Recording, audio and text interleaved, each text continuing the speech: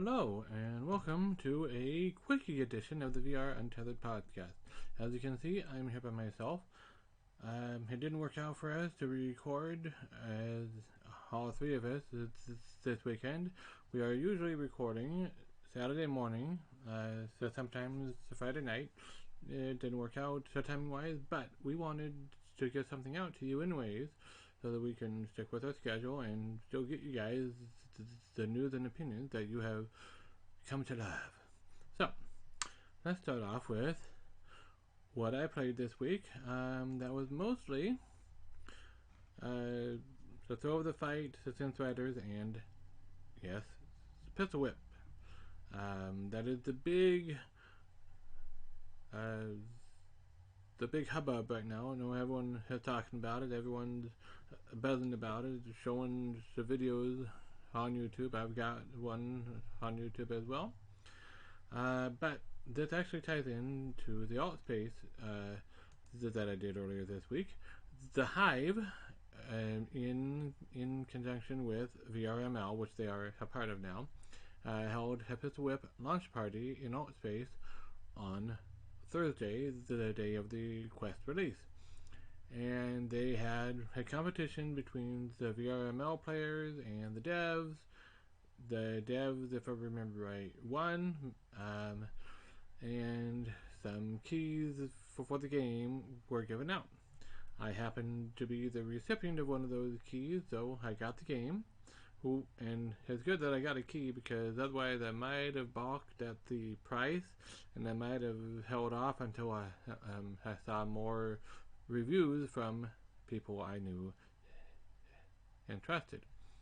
As it is, my opinion kind of swayed Michael and Brad into getting it as well. So we've all got it, we've all played it, we've engaged in a little friendly, hey, I just beat your score. Oh yeah, well, now I'm going to beat your score. So, and that leads me right into the new releases, because Pistol Whip is a new release.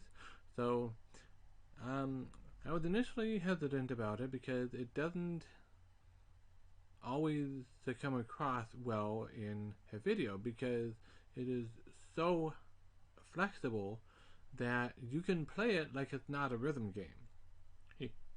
Even though it is a rhythm game, you can play it like it's not one.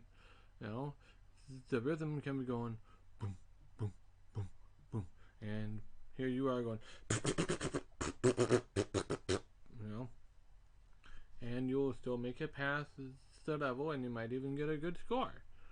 And not everybody is rhythmically gifted enough to be able to do it on the beat without a lot of practice. So the earlier videos that I saw before it came out, not all of them really sold it to me as a rhythm game. But then at the Hive event, I saw people playing it at a much higher level, and I went, oh, it is a rhythm game, because they're actually hitting it on the beat, and it sounds good. So, cool. So, I got it. I've been playing it. I like it, and it's a lot harder than Beat Saber is. It's a lot harder than Synth Riders is, because, well, number one, according to the dev interview at the Alt Space event, they kind of went a little crazy after they made the first couple levels, and they started making them harder and harder and harder. So, so some of them are you have to play through them several times on easy before you can even hope to progress to normal mode. But yeah, it's harder because of that, and is harder because it's, as I said earlier, much more flexible. Because, okay, so a little basic music theory for anybody out there. Most songs in Western culture are written in what's called 4/4 time. That means 4 beats in a measure, and one, so quarter note is one beat, basically. So it goes 1, 2, 3, 4. 1, 2, 3, 4. Okay. So the enemies in Pits Whip are programmed to appear on the beat. Now I haven't quite figured out, nor does it really matter if it's always on the 1 or if it's just on any of the beats. But as long as the enemy is visible, you can shoot them on any beat. It doesn't have to be on the 1. It can be on the 1, 2, 3 that you shoot them. It can be on the 4. It can be on the 2. They mentioned that they have eighth note timing even. That's the note in between the 1 and the 2. So it's like 1 and 2 and 3 and 4 and. So you can shoot on the and. So it's 1 and 2 and boom, and you shoot right then on the and. So it's very flexible, which is very cool. It's kind of satisfying to be able to have it be a little bit different every time you play it. But that also makes it a little bit harder because you're not being guided to one time to hit it.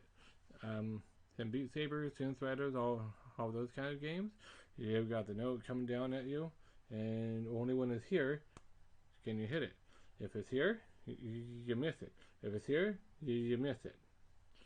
But in Pits Whip, if it's here, you can still hit it. Here, even, or here, so behind you even, So it's very flexible in that regard.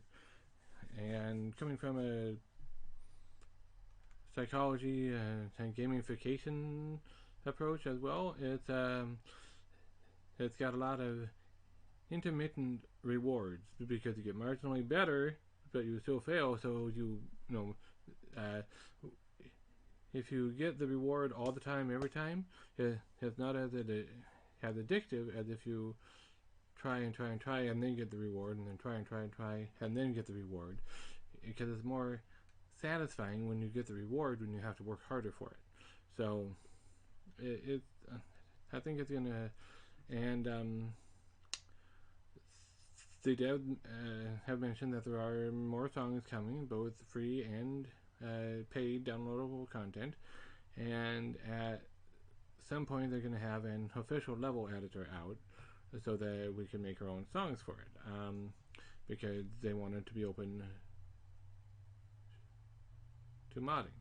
And for those of you that hang out at Reddit, you already know about this. For those of you that don't, a Reddit user by the name of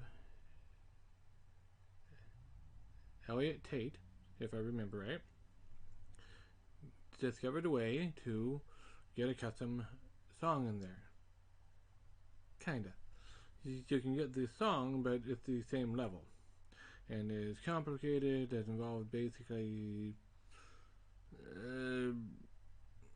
hacking the game a little bit and pulling the song out, putting the new song in, closing it back up, and it's not something I would feel comfortable doing because it's really on the borderline of the gray area between okay and against actual terms of service, with their new disclaimer on the side-loaded apps menu saying piracy, unauthorized modding, etc. So me personally, I would hold off from that. Other new releases we have is there is a Climbey demo in SideQuest.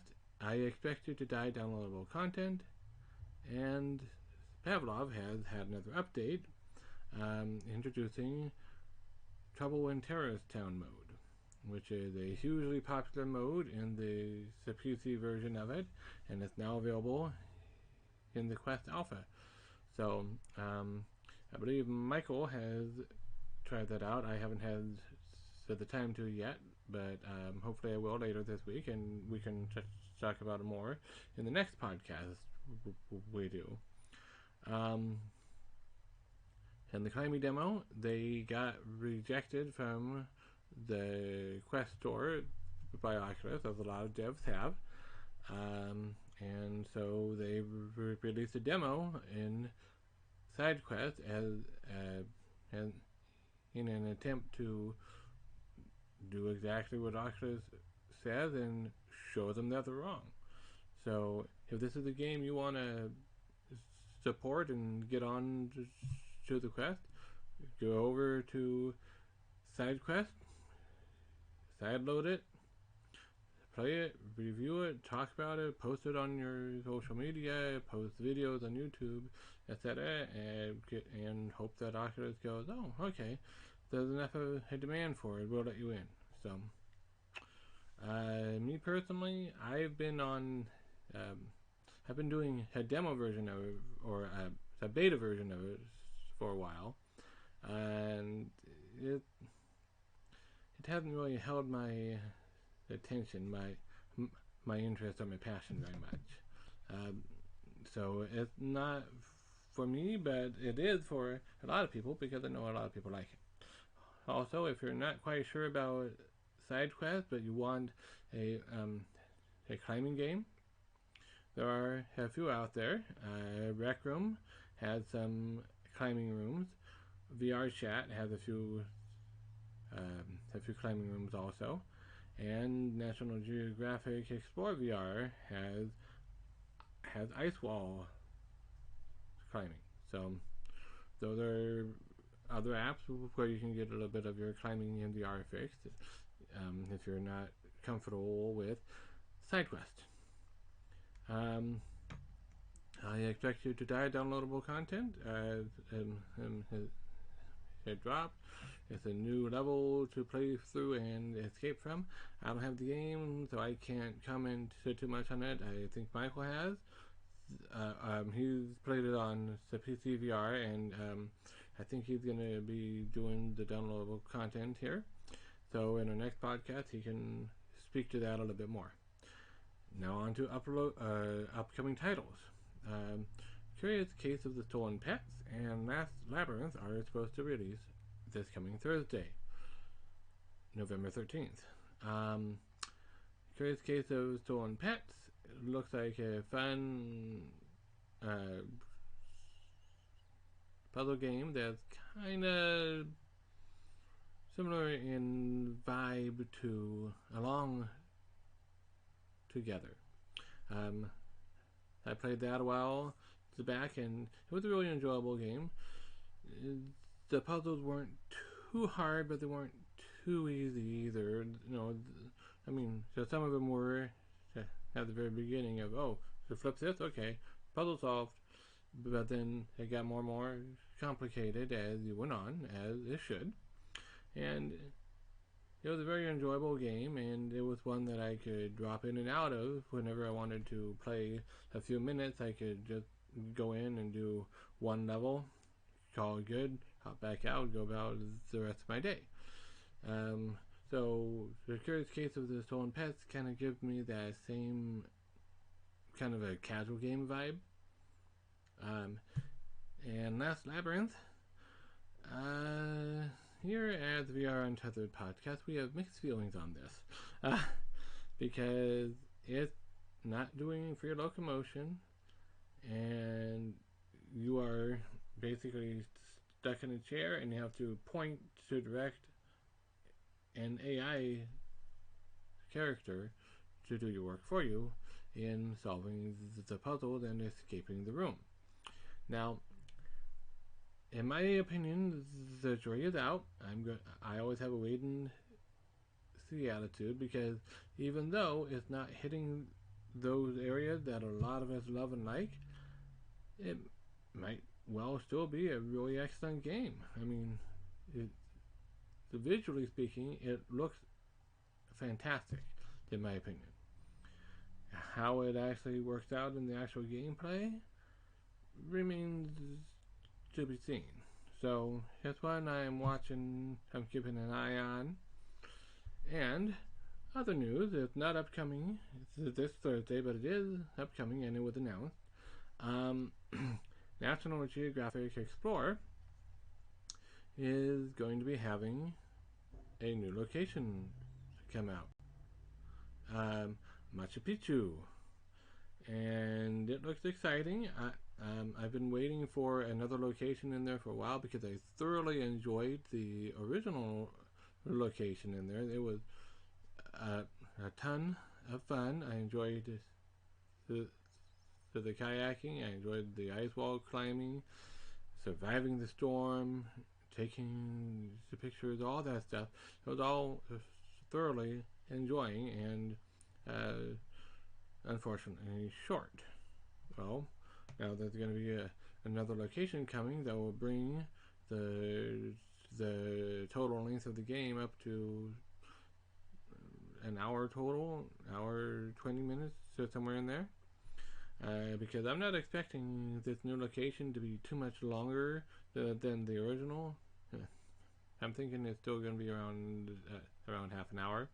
I could be wrong. I kind of hope I am wrong, that it's a little bit longer, because that would be more enjoyable. Or, as some people have suggested, if they could implement kind of a branching pathway, so you go to go this way and explore this stuff, then you can come back later and go this way to explore other stuff, to just make it last longer and to give it more of that replayability factor. So, has an interesting side note. A survey had gone out to some Oculus users, and the questions in the survey were pointing to new locations being posited for National Geographic Explorer, and then a few days later, this news came out that they're having a new location. So that was pretty coincidental timing. Alright, now into the news. The US FDA announced its first public workshop on evaluating best practices for VR and AR in medicine. And this is a good step toward even more mainstreaming of AR and VR.